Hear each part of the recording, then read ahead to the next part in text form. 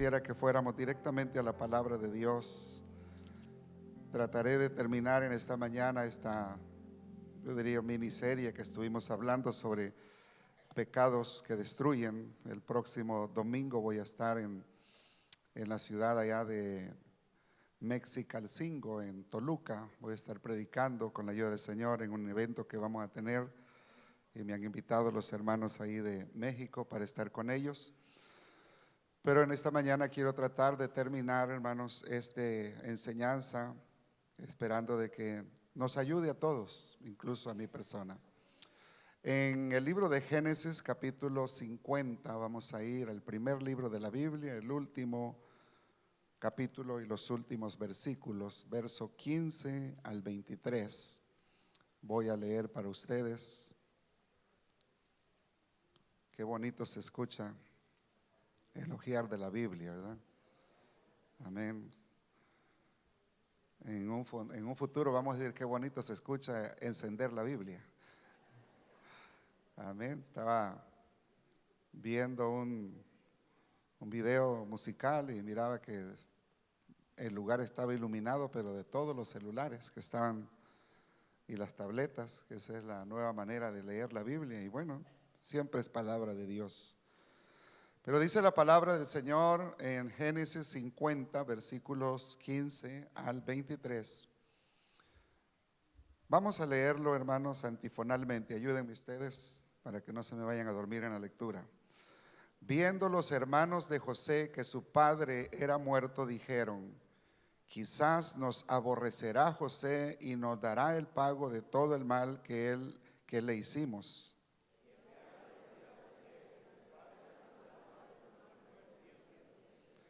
Así diréis a José: te ruego que perdones ahora la maldad de tus hermanos y su pecado, porque mal te trataron, porque mal te trataron. Por tanto, ahora te rogamos que perdones la maldad de los siervos del Dios de tu padre. Y José lloró mientras hablaban.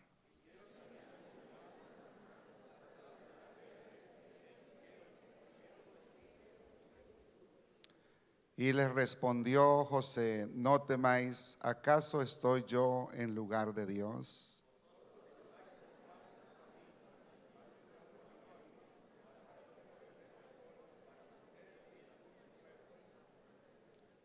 Ahora pues no tengáis miedo, yo os sustentaré a vosotros y a vuestros hijos. Así los consoló y les habló al corazón.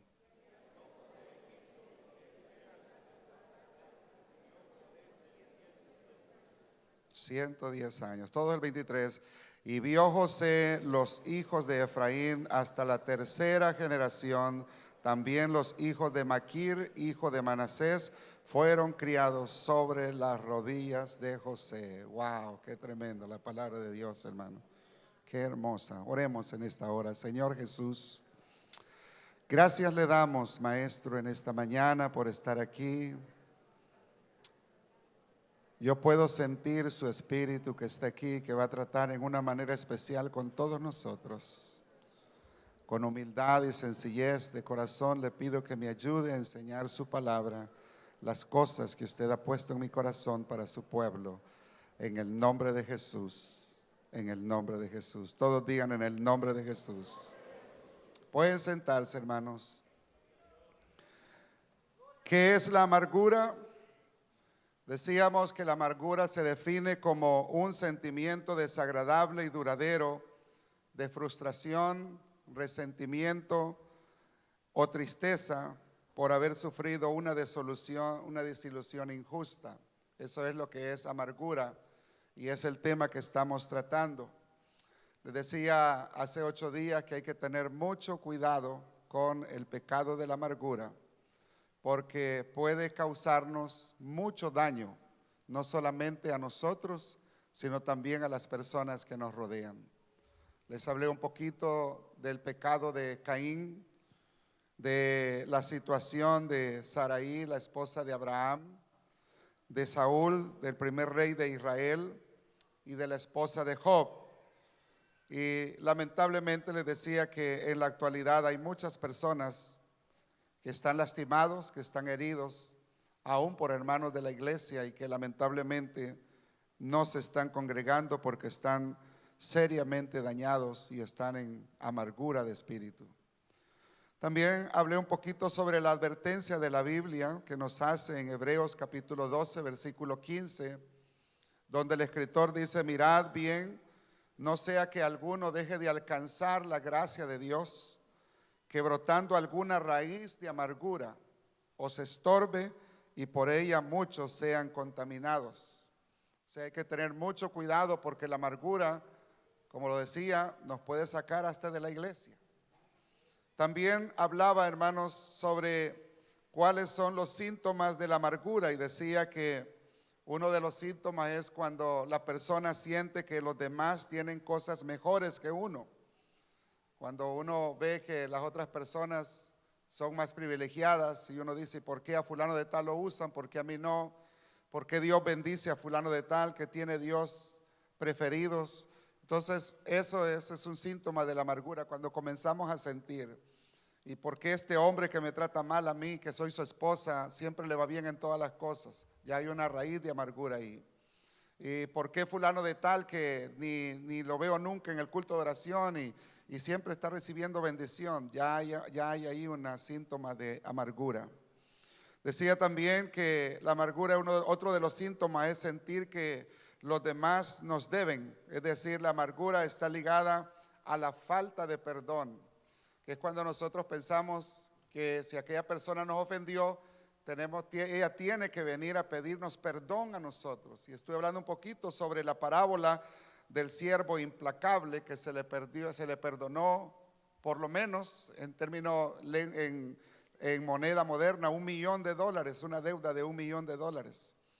1.000.000 recibió el perdón, pero no pudo perdonar a su compañero que le debía $100.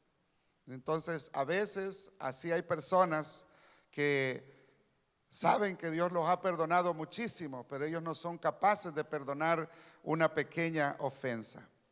Y nos quedamos, hermanos, en este punto que es muy importante, que otro de los síntomas, cuando alguien se siente que Dios lo ha defraudado, cuando alguien se siente que Dios lo ha defraudado. Qué peligroso es eso, hermanos, cuando sentimos que Dios nos ha quedado mal a nosotros. Y quiero decirles que en la vida cristiana no todo es color de rosa. No todo nos va a salir a pedir de boca. No todo va a ser, no hay una alfombra roja esperándonos ahí cada vez que nosotros caminamos, no. Hay momentos difíciles y, hermanos, en esos momentos difíciles vamos quizás a invocar el nombre de nuestro Dios, vamos a llorar delante de Él y a veces no vamos a ver la respuesta en la manera que nosotros queremos. Y cuando no vemos la respuesta de parte de Dios, cuando le pedimos a Dios: Señor, ayúdame en esta necesidad, ayúdame, socórreme, oh Dios, ayúdame en esta situación que estoy pasando.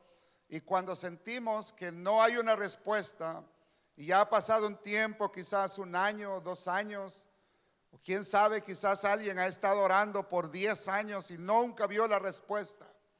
Recibió una palabra quizás de un predicador que vino a predicar y esa persona pasó al altar y dijo: Señor, yo creo esa palabra, yo la recibo, yo la confieso, yo la declaro y yo sé que usted va a hacer algo en mi matrimonio, yo sé que usted va a hacer algo en mi hogar, yo sé que usted va a hacer algo en mis hijos. Y pasa el tiempo y no vemos y de repente esa persona comienza a ver que aquella otra persona que acaba de llegar a la iglesia, Dios le está contestando todas sus peticiones. Entonces viene ese desánimo que puede convertirse en un sentimiento, en un resentimiento hacia Dios, porque no nos ha contestado nuestras peticiones. Y comenzamos a culparnos. Por ejemplo, una persona decide entregarse después de años de estársele evangelizando. Después de años de haber estado recibiendo la palabra, finalmente esta persona decide obedecer, someterse a la palabra. Y tan pronto como se somete, entonces todo le comienza a salir mal. Le quitan el trabajo, problemas en el hogar. Y entonces esta persona comienza a decir, bueno, cuando no estaba caminando en el camino de Dios, todo me salía bien. Pero ahora que estoy queriendo esforzarme por hacer la voluntad de Dios, por agradar a Dios, encuentro de que todo me sale mal. Y esa persona puede comenzar a clamar y a orar, y de repente cuando no ve la respuesta que espera, entonces comienza a culpar a Dios de todos sus males. Y allí es donde debemos de tener mucho, mucho cuidado. Cuando vemos que no hay respuesta, cuando vemos que no hay esa salida como nosotros queremos. Y hay algunos ejemplos. Por ejemplo, en el capítulo 10 del libro de Job, Job capítulo 10, usted sabe toda la prueba, la situación que pasó Job. Un hombre que de la noche a la mañana vio su vida hecha pedazos. Literalmente su vida hecha pedazos. Era un hombre recto, era un hombre temeroso de Dios, era un hombre apartado del mal, era un hombre que estaba poniendo todo su empeño por agradar a Dios. Y de repente, ajeno a lo que estaba sucediendo en el mundo espiritual, ajeno al diálogo que había entre Dios y el diablo, este hombre ve que toda su vida se le viene abajo. Sus bienes desaparecen, sus camellos, sus criados, sus ovejas, sus bueyes, sus hijos, y por último, su propia salud se viene abajo. Y sentado entre cenizas, con su cuerpo lleno de llagas, sin uñas en sus manos porque se le habían caído, agarraba un pedazo de teja y se rascaba con ese pedazo de barro cocido la comezón, la sarna que tenía en su cuerpo. Después de haber orado, dice que él pasó tiempo de rodillas orado ahí. Cualquiera de nosotros puede caer abatido en una situación como esta.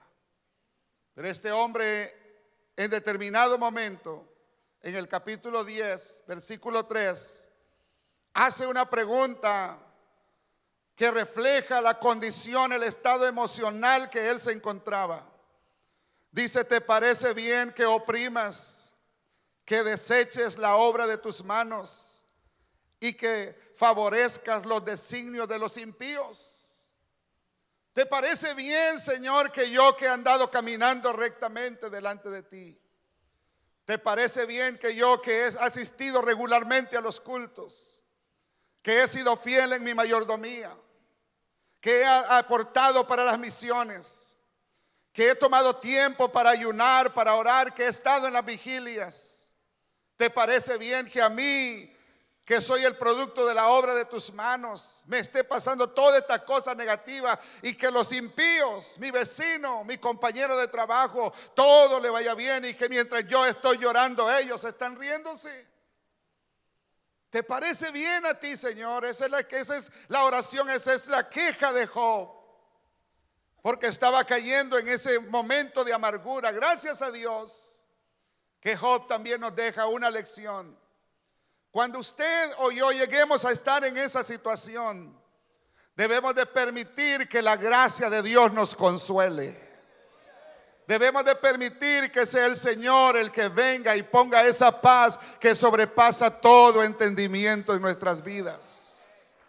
Porque si no permitimos el consuelo de Dios, o si no esperamos en el consuelo de Dios, vamos a caer presa de la amargura. Job, gracias a Dios, pudo guardarse, pudo mantenerse, expresó. Y yo he escuchado a muchos hermanos decir eso: pastor, usted quiere que yo vaya a la iglesia, si mire todo lo que me está pasando. Pero luego dicen: bueno, porque usted me lo pide, voy a ir a la iglesia, pero yo no espero que mi hogar cambie, pero voy a seguir yendo a la iglesia. Y eso es lo que Dios quiere, que aunque no veamos una respuesta, sigamos perseverando firmes en el camino del evangelio. Que aunque veamos que Dios no nos contesta, sigamos creyendo en Él, de que Él está sentado en el trono, de que aunque estemos abatidos, como decía la escritura que leímos hoy en 1 de Samuel, Él es el que quita la vida y Él es el que la da. Él es el que hace caer y Él es el que levanta. Él hace descender, pero también Él hace subir. Y eso es lo bueno de conocer a nuestro Dios. Jóvenes, pero otro ejemplo interesante que encuentro está en el libro de Jueces, capítulo 6. En Jueces había una situación caótica en el pueblo de Israel y Dios se le aparece a un hombre llamado Gedeón. Y el saludo de Dios a Gedeón fue: varón esforzado y valiente, el Señor está contigo. Y cuando Gedeón escuchó, dice que él estaba todos los años en el tiempo de la siega, cuando estaban los frutos, los productos, el arroz, el trigo, los frijoles listos para ser cosechados, todos los años subían los madianitas, dice, como langostas, y barrían todo el territorio de Canaán, y todos los cultivos, toda la semilla, todos los granos se los llevaban. Y Gedeón ahí estaba, limpiando el grano, trabajando ahí, procurando esconder un poquito de eso, porque sus enemigos iban a venir. Y de repente Dios se le aparece y le dice: varón esforzado y valiente, el Señor es contigo. Y mira la respuesta de este varón en el capítulo 6, versículo 13. Dice en el libro de Jueces, capítulo 6, permítame buscarlo acá rápidamente, estaba en el libro equivocado.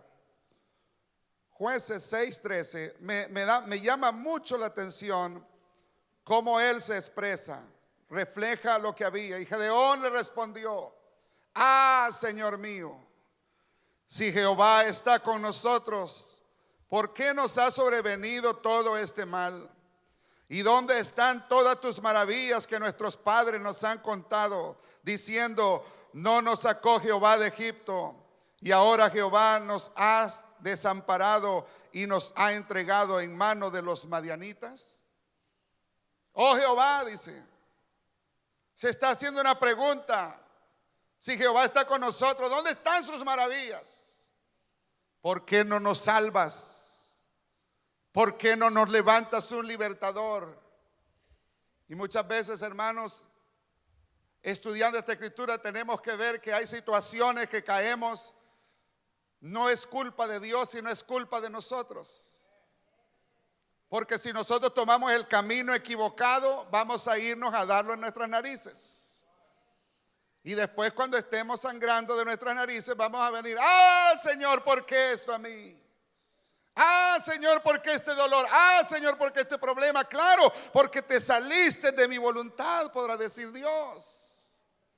Israel se había salido del amparo, de la protección de Dios, y ahora estaba ahí luchando Israel contra sus enemigos. Cuando nos alejamos de Dios, hermanos, nos alejamos de la bendición, nos alejamos de la paz, nos alejamos de la seguridad, nos alejamos de la felicidad, nos alejamos del contentamiento. Alejarnos de Dios es lo peor que podemos hacer, porque entonces venimos a ser presa fácil de nuestro adversario.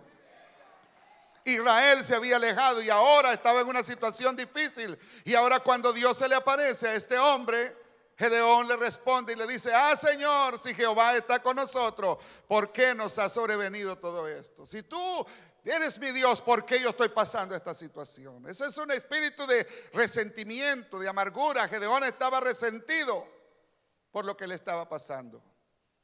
Digo esto como un ejemplo solamente para que veamos a dónde nos puede llevar la amargura. ¿Cuántas personas hoy se les habla, estuvieron un tiempo en la iglesia y ahora se les dice: ¿por qué no vuelve a la iglesia? El Señor le ama. Si el Señor me amara, ¿por qué no salvó a mi hija del cáncer? Si el Señor me amara, ¿por qué no salvó mi matrimonio? Si el Señor me amara, ¿por qué no cambió a este hombre borracho? Si el Señor me amara, ¿por qué yo perdí mi casa?, diría alguien. Y están resentidos. ¿Por qué? ¿Por qué? Porque están en un sentimiento de amargura, de resentimiento. Otro ejemplo, Ruth capítulo 1, versículo 19. Ruth nos habla de la historia de Noemí, una mujer que salió con su esposo y sus 2 hijos para la tierra de Moab en un tiempo que había hambre en la tierra de Israel, y dejó Belén, que significa la casa del pan, y se fue a Moab. Estando en Moab, todos sabemos la historia, su marido muere, sus 2 hijos mueren, y cuando ella se vio desamparada y supo que Israel Dios había visitado y había pan, ella decide regresar, habla con sus 2 nueras, les dice: yo, ¿qué les puedo ofrecer? Mejor regrésense a la casa de sus padres. Una de ellas se va con la casa de sus padres y a sus dioses, pero Ruth decide apegarse a ella y le dice: donde tú vayas yo voy a ir, tu pueblo va a ser mi pueblo, tu Dios va a ser mi Dios, donde tú mueras ahí voy a morir contigo. Y regresan estas 2 mujeres a la ciudad de Belén, regresan a Houston. Decide regresar a la iglesia central. Y cuando decide regresar a la iglesia, note lo que sucede. Dice el verso 19: anduvieron pues ellas 2 hasta que llegaron a Belén. Y aconteció que habiendo entrado en Belén, toda la ciudad se conmovió por causa de ellas. Y decían: ¿no es esta Noemí? El nombre Noemí significa placentera, agradable, alegre. O sea que cuando ella nació trajo mucho gozo a la familia. Cuando ella nació todos se rieron. Y cada vez que decían Noemí, ahí viene la alegría. Todos se alegraron. Cuando llega ella, toda la ciudad se conmueve. ¿Por qué? Porque la amaban. Vieron la condición que llegó. Vieron que llegó una mujer vestida con ropas de luto, quizás vestida de negro, con vestidos quizás andrajosos quizás. Y todo se conmueve porque la amaban a ella. Pero note la expresión de Noemí. Dice: y ellas le respondía: no me llaméis Noemí, sino llamadme Mara, porque en gran amargura me ha puesto el Todopoderoso. En gran amargura. Yo me fui llena, pero Jehová me ha vuelto con las manos vacías. ¿Por qué me llamaréis Noemí, ya que Jehová ha dado testimonio contra mí y el Todopoderoso me ha afligido? No miran mi condición, como yo me encuentro. No se dan cuenta ustedes en la condición que yo me encuentro. Pero Noemí, al igual que Gedeón, no entendían que Dios tenía un plan con ellos en ese momento. Y que todo lo que le había pasado a Noemí era orquestado por la mano de Dios. Dios fue necesario que la llevara allá a Moab para que allá conociera a una mujer que iba a abrazar la fe de los judíos y una mujer gentil que iba a venir a ser incorporada en la línea genealógica del Mesías. Todo eso estaba oculto para Noemí. Noemí no sabía que esta joven iba a ser una bisabuela del gran hombre, uno de los reyes más grandes de Israel, un hombre muy importante. Ella no sabía eso, pero Dios tenía planes para eso. Y digo esto, hermano, para que cuando vengan esas pruebas, cuando vengan esos momentos donde usted sienta de que todo se le viene abajo, no se llene de amargura. Siga confiando en Dios, siga esperando en Él, porque Él tiene planes. Él no ha terminado todavía. Si uno testifica que Dios es poderoso para sanar y de repente a uno le diagnostican cáncer y se muere de cáncer, aún el cáncer, usted glorifique el nombre del Señor y dele gloria a Dios. Y diga: yo voy a seguir creyendo en mi Dios. Como dijo Job: aunque Él me matare, yo voy a seguir confiando en mi Dios. Esa es fe, hermanos. Eso es fe. Pasar, hermano, por las pruebas, pasar por la adversidad y no perder la fe ni dejarse amargar con un espíritu de amargura. ¿Por qué tenemos que decir: no me llamen Noemí, llámeme Mara mejor, porque en grande amargura me ha puesto el Todopoderoso? Estaba culpando a Dios de todas sus desgracias. Al igual que Job, estaba culpando a Dios de todas sus desgracias. Cuando el error, Gedeón, perdón, el error había sido de Israel, el error había sido, no sabemos si de Noemí o de Elimelech, que tomaron la decisión equivocada, salirse de Belén, de la casa del pan, no esperar ahí. Hermanos, van a haber tiempos donde no va a haber pan en la casa del pan, pero aunque no haya pan, usted quédese en la casa del pan. Si aquí lo plantó Dios, aquí quédese. Si Dios le dio ese marido que tiene, manténgase con ese marido, no piense en cambiarlo. Si Dios le dio esa mujer, no piense en cambiar esa mujer. Espere en la gracia y en la salvación de Dios, que en su tiempo Él va a obrar y Él va a bendecir nuestras vidas. Gloria a Dios. ¿Alguien puede dar gloria a Dios? Algo que quiero que quede claro, hermanos, que Dios nunca nos defrauda. Gracias a Dios por esos pocos amenes. Pero Dios nunca nos defrauda. Él nunca, Él es un Dios fiel. Y todo lo que nos sucede tiene un propósito, hermanos. Él no va a permitir que nosotros pasemos por una vereda si no hay un propósito en Él. Siempre y cuando estemos en su voluntad. Puede ser, los propósitos pueden ser exaltar su carácter. Dios estaba probando su carácter a Satanás. Y Satanás fue avergonzado por la prueba que permitió Dios que viniera sobre Job, porque al final Dios le dio el doble de lo que Job había perdido. El doble. Noemí después pudo abrazar un bebé. Después que decía, yo ya no soy nada, yo estoy en amargura. Pero después, cuando estaba arrollando el bebé que había dado Ruth, hermano, esa mujer se llenó de gozo, volvió a sonreír. Aunque hoy esté llorando, cree que mañana va a venir la risa. Hay que creer que mañana puede venir la risa, porque Dios tiene un propósito. Puede ser probar nuestra fidelidad. A veces Dios prueba nuestra fidelidad. Puede el Señor que Él esté permitiendo que pasemos por una fe, por una prueba, para fortalecer nuestra fe y hacerla más fuerte. Es en las pruebas que nuestra fe se fortalece. Puede ser que Él lo esté preparando a usted o nos vaya a preparar a nosotros para una mayor bendición. Pero cuando pasamos, hermanos, por situaciones difíciles, es porque Dios tiene planes grandes para nosotros. Como dijo alguien, preocúpese cuando todo vaya bien en su hogar. Preocúpese cuando todo vaya bien en su vida. Preocúpese cuando no hayan pruebas, cuando no hayan luchas, porque eso quiere decir que estamos caminando en la dirección equivocada. Pero entre más queremos acercarnos a Dios, hay más oposición, hay más lucha, hay más prueba, hermano. Pero si persistimos por la fe, dice la Biblia, por la fe muchos taparon bocas de leones, otros apagaron fuegos impetuosos, otros recibieron hijos de donde no había esperanza. Por la fe es coronada por Dios cuando alguien decide abrazarla con todo su corazón. Dele un aplauso fuerte al Señor si usted lo cree. Gloria a Dios.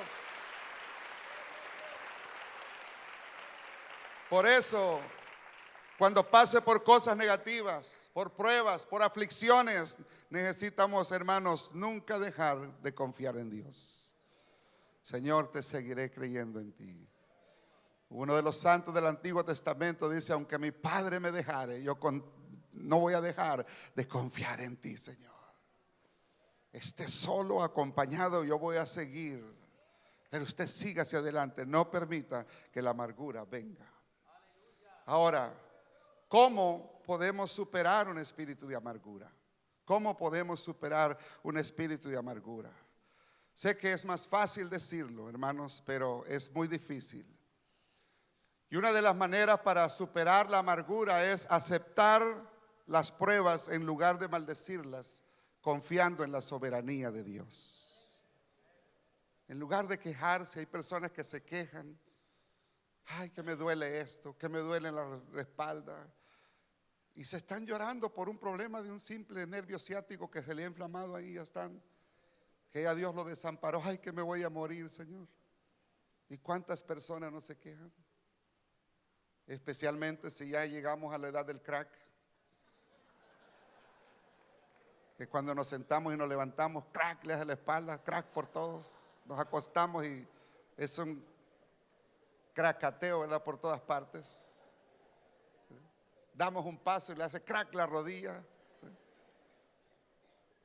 Pero en vez de quejarnos, aprendamos a confiar en la sabiduría, en la soberanía de Dios.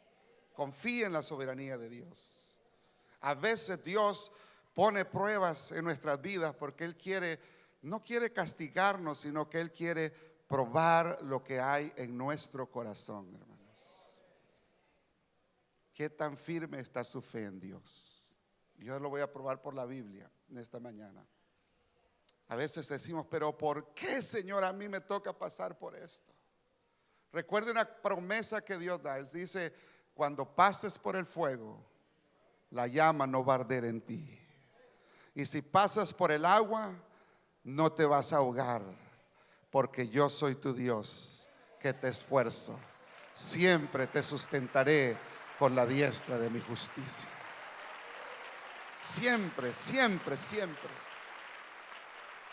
Pablo decía, algunas veces estamos derribados, pero jamás vamos a estar derrotados. La palabra derrota no debe de estar en nuestros labios, hermano. Y ningún hijo de Dios, ninguna hija de Dios debe decir estoy en derrota. No, no, no, usted nadie, ningún hijo de Dios. Dios no conoce la derrota, ni sus hijos conocen la derrota. Gloria a Dios.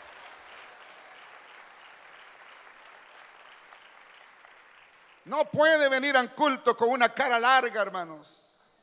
No, no, no.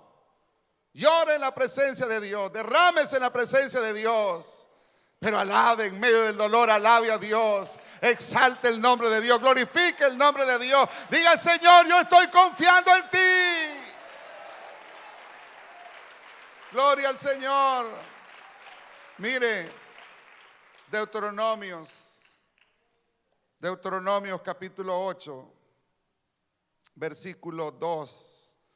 Mire las palabras que Dios le dio al pueblo. Ya el pueblo estaba para entrar a la tierra prometida. Estaban al cruce del río Jordán. Estaban ya ahí el río Jordán enfrente de ellos. La ciudad de Jericó estaba ya un poco más al este. Y ellos ya estaban para entrar. Y entonces Moisés comienza a darle esta serie de discursos, que es lo que se compone el libro de Deuteronomios. Y le dice en el versículo 2, dice, y te acordarás. No quiero que te olvides, Israel, te acordarás de todo el camino por donde te ha traído Jehová tu Dios estos 40 años en el desierto. Israel, no te olvides por donde te ha traído, por este desierto. ¿Qué más dice ahí? Dice en el desierto, para afligirte, para probarte, para saber lo que había en tu corazón, si había de guardar o no sus mandamientos. Domingo en la noche podemos estar, oh Señor, yo te voy a amar hasta la muerte. Pero saliendo de ahí, algo le puede pasar saliendo. Sale usted, le roban el carro y se le fue la bendición al hermano, porque le robaron el carro. Y ya se puso triste, y ya se desanimó. Y ya dice, yo no vuelvo a la iglesia. ¿Por qué, hermano? No, es que le roban los carros a todo mundo. Dios dice, te hice pasar por ese desierto para probarte, para saber lo que había en tu corazón, si me habías de servir como tú dices, como tú lo juraste, como tú lo expresaste con tus labios. Cuando uno se bautiza, dice, te serviré, Señor, hasta el día que yo me muera. Bueno, pues pruebe. Cuando todo le vaya mal, diga, Señor, yo voy a seguirte sirviendo. Cuando alguien lo traicione, diga, Señor, yo voy a seguirte sirviendo. Pero no se acobarde, no se eche para atrás, hermano, porque todo el mundo está en esta vida, va a pasar por dificultades. Nadie está exento. Nadie, ni yo como pastor he tenido, hermano, que pasar por mis momentos de amargura también. Pero he dejado la amargura en el altar de Dios y no he permitido que se arraigue en mi corazón. No, hay que mejor aprender a ver las pruebas como oportunidades para crecer. ¿Qué, Señor? En vez cuando todo le vaya mal, diga, ¿qué me estás enseñando, Señor? ¿Por qué me estás hablando de esta manera? ¿En qué estoy fallando, Señor?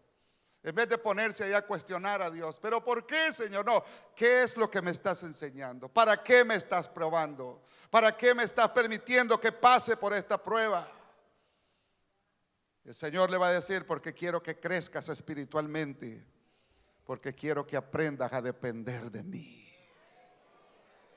Cualquiera puede decir: yo te amo, Señor, con la refri llena a reventar, con 3 galones de leche, con 5 barras de pan, o con 20 pares de zapatos y 20 trajes para cambiarse uno cada domingo, como decía nuestro hermano Antonio. Cualquiera le puede servir a Dios. Cualquiera, hermano José, cualquiera puede servirle a Dios así. Si yo tengo pan y no tengo hambre, pero cuando hay un ruido extraño en nuestro vientre, ¿verdad? Porque no hemos comido 2 días, 3 días. Ahí es donde verdaderamente podemos decir: Señor, aunque me estoy muriendo de hambre, y yo sé que tú eres el pan de vida, que tienes poder para volver estas piedras en pan. Señor, yo sigo confiando en usted. Sigo esperando en usted. Recuerde, hermano, cualquier prueba que tenga que enfrentar, todas esas pruebas, que nunca se le olvide esto, ha sido orquestada por la mano de Dios. Por la mano de Dios. Dios permite. Y aquí lo llevo al pasaje que leímos en esta mañana. José, el hijo de Jacob, el preferido, el hombre de las visiones, de los sueños, el hombre que había visto cosas tremendas, el muchacho que era el consentido de la casa. De la noche a la mañana se vio su vida voltearse al revés. De ser señor vino a ser un siervo. De tener gente que le servía ahí la comida que él quería, ahora él estaba ahí mendigando un pedazo de pan y quizás buscando entre las basuras qué alimentarse. Pero este joven que vio esa traición tan grande, cuando escuchó a sus hermanos hablar de que lo iban a matar, ahí viene el soñador, matémoslo a ver qué pasa con sus sueños. Lo tiran a una cisterna, lo sacan de la cisterna. Viene una caravana de madianitas, van con rumbo a Egipto. Sus hermanos con una risa burlona en su cara lo venden ahí como si fuera un animal. Y dice la escritura que sus hermanos vieron la aflicción de su hermano, vieron sus lágrimas, vieron su llanto, vieron: mi hermanito, por favor no hagas esto. ¿Qué no habrá dicho José cuando pasó todo eso? Y luego llega allá y cae como vendido, como esclavo. Usted no tiene ni la idea, ninguno de nosotros tenemos la idea de lo que este joven sufrió. Pero este joven, cuando llega, ya estaba, imagínese usted un joven semidesnudo ahí, sucio, mal aliento. Había estado con gente de lo más bajo, con gente que quizás habían sobrevivido a una guerra y habían quedado heridos, y eso los recogían, los traían a venderlos como si fuera una silla, como si fuera una bestia o un caballo, un animal, y lo ponían allá al mejor postor. Y la gente llegaba y lo observaba: oh, bueno, este tiene planta, está joven, voy a comprarlo, voy a invertir acá. Lo miraban como un producto donde iban a invertir.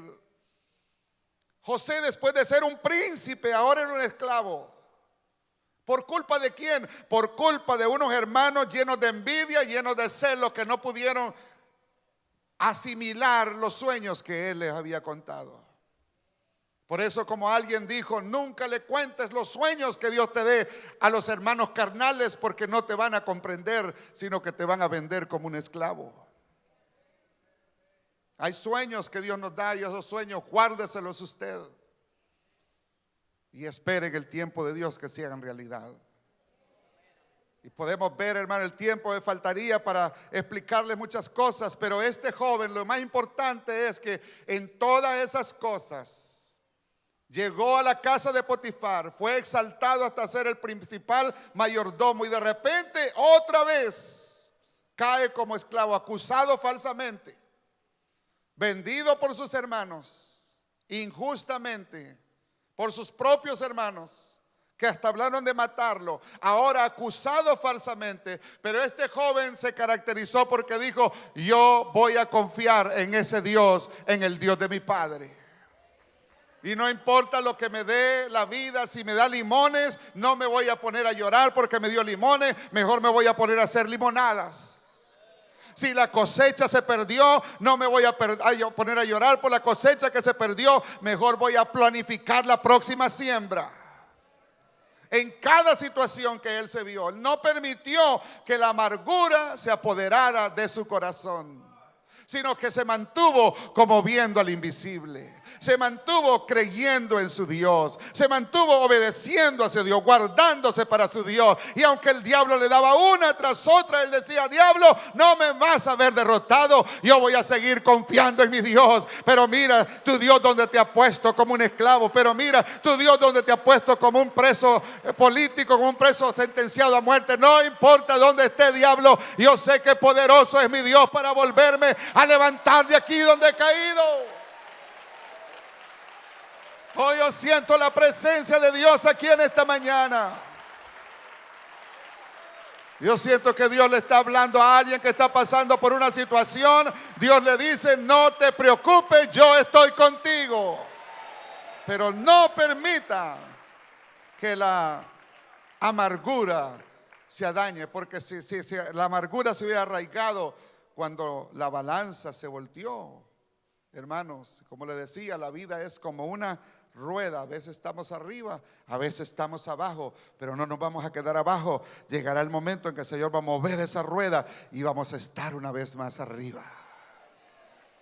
Entre una montaña y otra montaña, hermano, hay un valle. Y a veces esos valles son valles de sombra y de muerte. Pero el Señor dice: aunque pases por valles de sombra y de muerte, yo voy a estar contigo. Entonces les digo, hermano, la promoción en el trabajo que no le dieron, quizás usted estaba esperando y usted estaba esforzándose para que le dieran ese empleo y se lo dieron a aquella persona que no lo merecía. Usted siga confiando en Dios. Si una hermana ha deseado un hijo y no ha podido arrullar ese bebé que ha querido, siga confiando en Dios. Dios sabe por qué no se lo ha dado. Las palabras acusadoras que cuestionaron su integridad, ¿cuántos de ustedes o de nosotros no hemos sido acusados falsamente? ¿A cuántos no le han puesto el dedo en el trabajo? Usted siga confiando en Dios y manteniendo su integridad. Los desprecios, las humillaciones. Alguien me dijo: no, pastor, yo ya no voy a servir porque servir acá es muy difícil. Los hermanos lo critican a uno, no importa si lo critican, si lo humillan, no importa. Usted siga sirviendo a Dios y no pierda su entusiasmo de servir a Dios.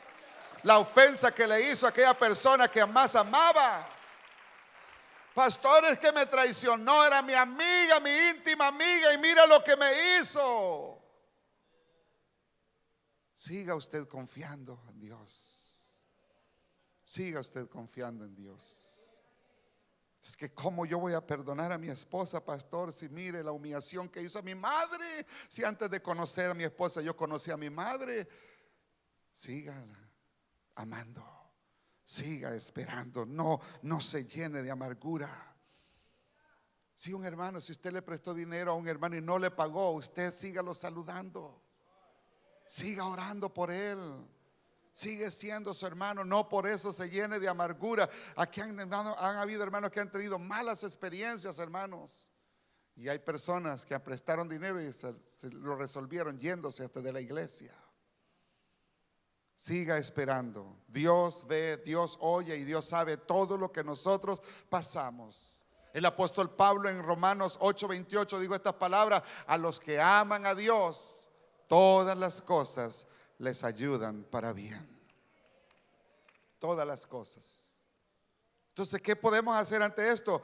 Debemos de aprender a perdonar ante lo imposible. Hay que perdonar todo lo posible. Cada vez que alguien lo ofenda, perdónelo. Ahora, permíteme decirles esto: la única cosa que puede librarnos del resentimiento es el perdón. Pero, ¿qué es el perdón? El perdón no significa pasar por alto los pecados. No significa eso. Perdonar no es tratar de olvidar. El olvido viene después que uno perdona.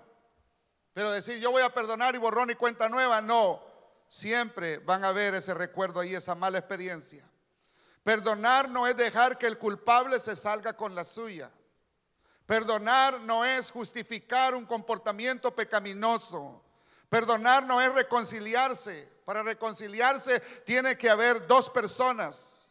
Pero si en dos hermanos por una herencia que se discutieron, se enemistaron y el otro no quiere reconciliarse, el hermano que es cristiano debe de perdonarlo. Aunque el otro no le hable, aunque el otro no le diga nada, usted debe de perdonarlo. Hay hermanos que hasta se han matado por un pedazo de tierra, que al final ahí quedan las tierras abandonadas. Y nos vamos y nada nos llevamos, todo eso se queda. Perdonar no es, hermano, ponerse como de tapete para los demás que todos nos pisoteen. No, hay que tener dignidad. No es que la hermana va a estar soportando las humillaciones de ese hombre sinvergüenza que la golpea o la humilla. No es ponerse, no. Es, hermano, perdonar es esto, hermanos. Perdonar es liberarse de todas aquellas experiencias negativas que afectan nuestras emociones. Eso es perdonarse. Y José nos muestra eso. Perdonar no es fácil, es muy costoso, muy difícil. Pero más costoso es no perdonar, porque la persona que no perdona se llena de un resentimiento terrible, que no tiene idea usted. José se guardó de eso a pesar del gran daño que le hicieron. Cuando la escritura que leímos al principio, usted ve de que cuando murió su padre y todavía ellos estaban temerosos, ahora José sí se va a vengar. Ahora sí José se va a desquitar todo lo que hicimos, y vinieron hasta con mentiras. Por eso José estaba llorando. Pero ¿qué hizo José con los que le hicieron daño? Les dio tierra y les dio pan para que comieran. Eso quiere decir, hermano, que si alguien lo ofende, cuando lo ofendan, usted no se vengue, deje la justicia a Dios. Dios es el único que puede vengarse. Usted no tiene que tener ese resentimiento, no, hermanos. Nosotros vamos a ser ofendidos de muchas maneras, pero cada vez que aquella persona que le ofenda, si es su patrón, si es su compañero de trabajo, si es un familiar, en vez de hacerle daño a esa persona, usted bendígalo.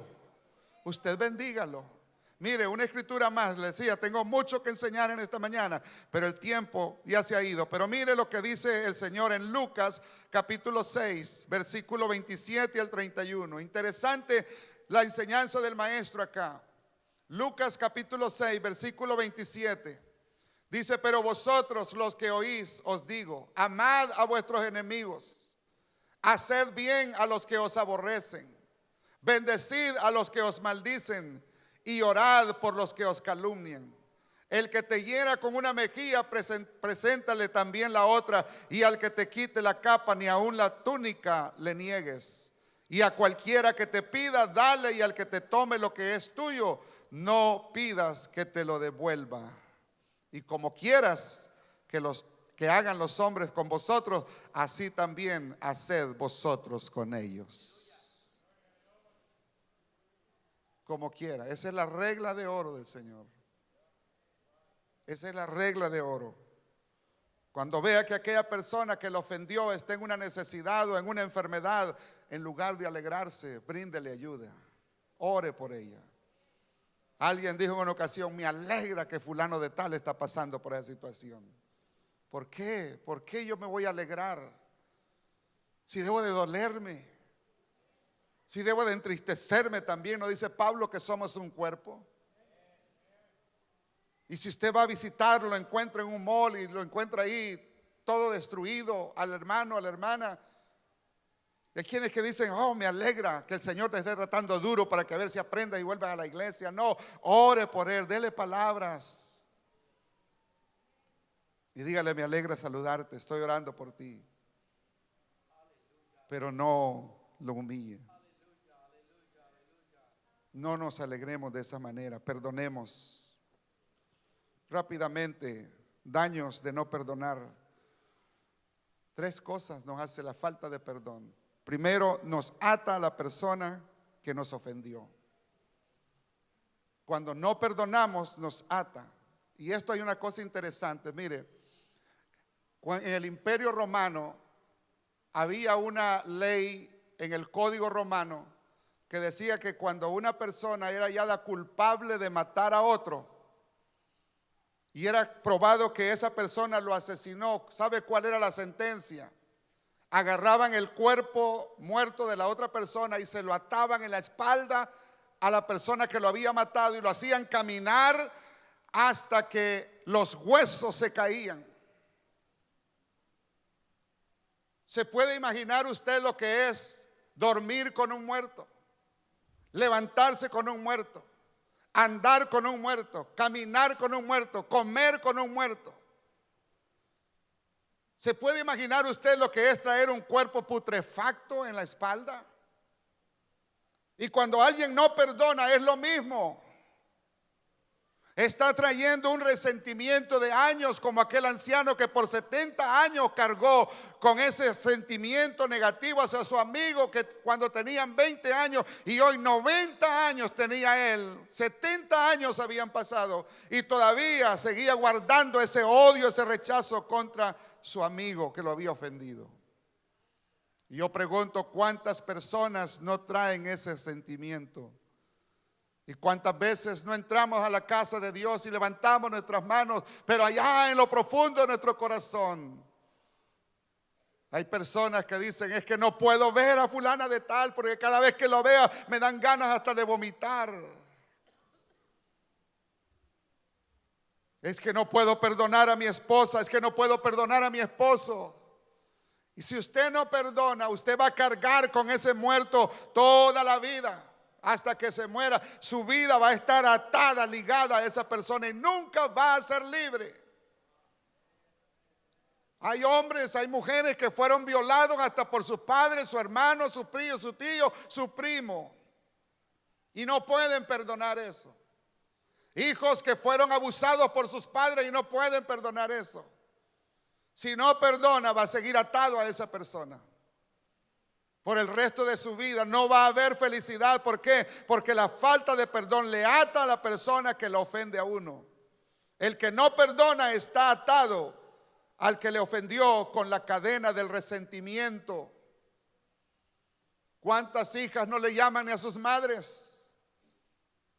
¿Cuántos hijos no llaman a sus padres, ni los saludan, ni les dan un abrazo? ¿Por qué? Porque hay un resentimiento ahí.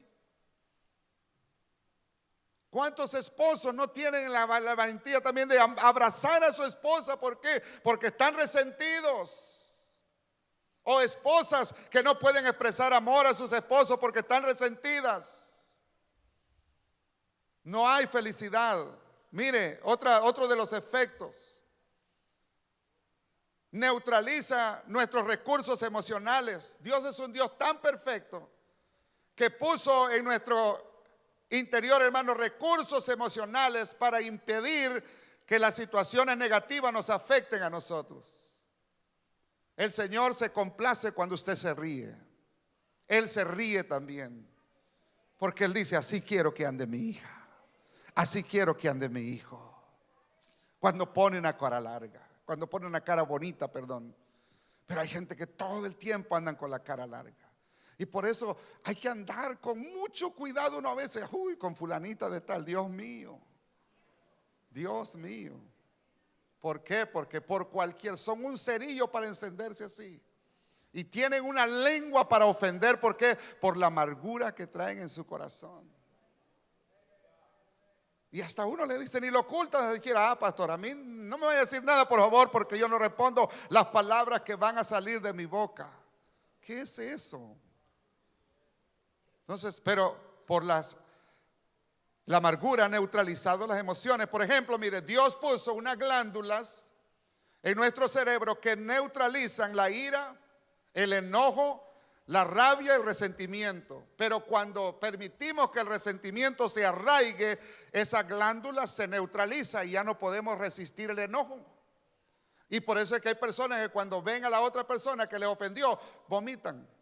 O no se soportan y se van de golpes. Una persona casi mata, o han habido tragedias. ¿Por qué? Porque no han podido. El resentimiento ha sido tan grande por aquel cónyuge que le fue infiel, que se van y lo tratan hasta de matar, y lo han matado muchas veces. ¿Por qué? Porque esa glándula ha sido neutralizada.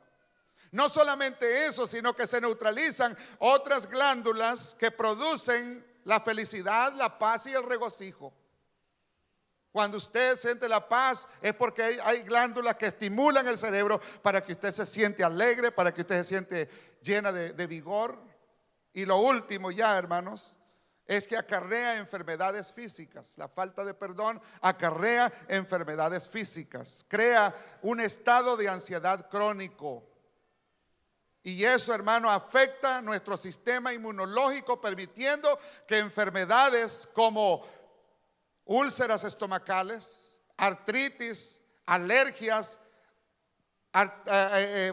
diabetes tipo 1, fibromas, problemas cardíacos y lo que es peor, hasta cáncer. Y está comprobado científicamente que hay personas que tienen cáncer porque no han podido perdonar. No quiere decir esto que todo el que tiene artritis es porque está en amargura. No me vayan a malinterpretar tampoco en eso. No. Hay enfermedades que vienen. Estamos en una sociedad donde todo lo que comemos es puro químico también. Pero hay enfermedades, la falta de perdón puede atar, lleva la depresión a esa persona que no puede ni sonreír ni sentirse feliz, sino que está todo el tiempo con un cielo oscuro alrededor. Y Dios no quiere eso. Dios quiere que le veamos a Él, al sol de justicia, que podamos sonreír a la vida. Denle un aplauso fuerte al Señor, hermanos. Pónganse de pies y dígale al que está a su lado: cuidado con la amargura. Cuídate de la amargura. Amén. Cuídate de la amargura. Amén. Ahora, si su esposo o su esposa está cerca, le mírale a los ojos: ten cuidado con la amargura. Acuérdate de eso. Como decía cierto predicador, sonríe que Cristo te ama. Amén. Es mejor sonreírse que poner una cara de amargura. Dios nos quiere libres, hermanos. Yo no sé, en este momento no voy a hacer un llamado, pero ahí donde está usted, ¿por qué no levanta sus manos?